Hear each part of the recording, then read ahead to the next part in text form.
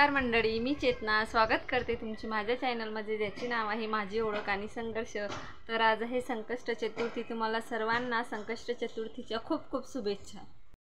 तर आजच्या व्हिडिओमध्ये मी तुम्हाला माझं थोडंसं संकष्ट चतुर्थीचं रुटीन दाखवलेलं आहे आणि त्याचप्रमाणे थोडंसं क्लिनिंग केलेलं आहे घरामध्ये, ते दाखवलेलं आहे।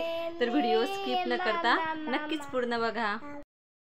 तर आज आहे संकष्ट चतुर्थी आणि चला म्हटलं चतुर्थी पण आहे तर थोडं घरातला आवराआवर करू। आणि भरपूर दिवसापासून मी त्या कडप्प्यामध्ये देव ठेवलेले होते, देवघर ठेवलेलं होतं, कारण खाली बिरा खूप इकडे तिकडे फेकायची आणि खेळायला घ्यायची अक्षरशः देव। मग ते व्यवस्थित नव्हतं वाटत मला, म्हणून मी काही दिवसासाठी देव तिथं ठेवले होते, पण मला ते उभं पूजा करायला अजिबात आवडत नव्हतं। त्याच्यामुळे विचार करत होती, आधी झोपेमध्ये खूप विचार केला कुठं ठेवू, कारण हे घर असं आहे की याच्यामध्ये सध्या देवघराला सुद्धा जागा नाही आहे ना। मला इतकं मोठं किचन आहे पण काहीच सोय करता आलेली नाही आहे व्यवस्थित। तेव्हा मी पण होती, पण मला पण नाही कळलं की कसं म्हणजे व्यवस्थित बांधकाम करायला पाहिजे होतं, व्यवस्थित सांगायला पाहिजे होतं। तर देवघर ठेवायला सुद्धा जागा नाही। मला सारखी चिडचिड होत असते माझी की व्यवस्थित काही वस्तू ठेवायला जागा नाही असं। तर इथं म्हटलं चला, आता कोठी होती माझ्याकडे गव्हाची, तर मी ते ठेवली खाली, त्याच्यावरती बेडशीट टाकलं आणि मग त्याच्यानंतर त्याच्यावर मी देवघर ठेवायचा विचार केला होता। पण आता बघू, ठेवलं तर आहे, पण आता विरा काय करते बघावं लागणार आहे।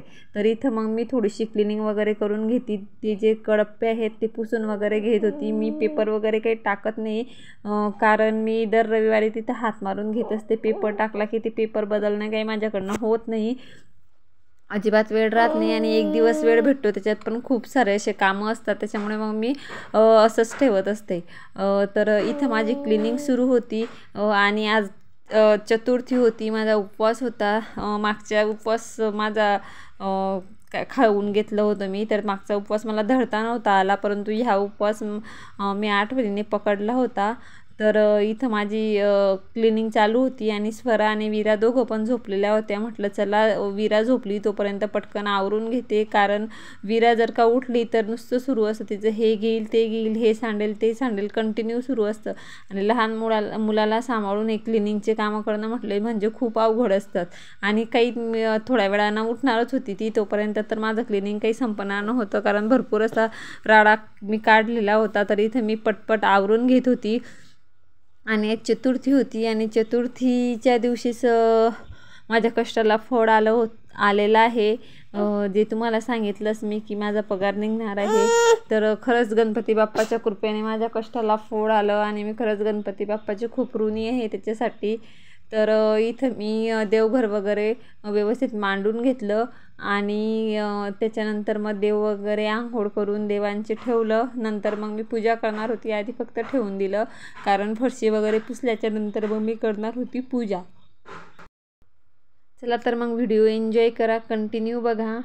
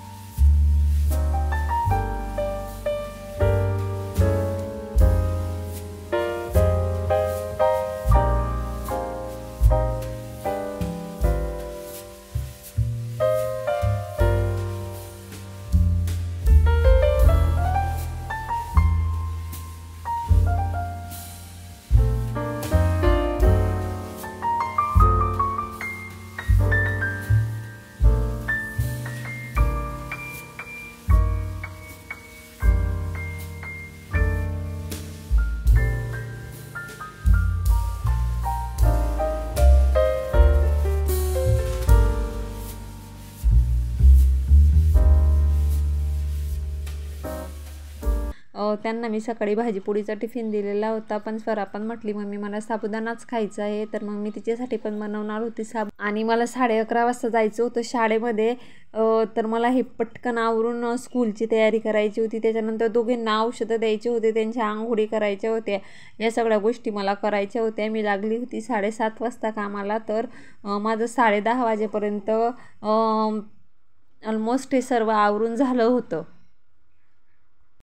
तर बघा आत्ताच माझे सर्व कामं झालेले आहेत.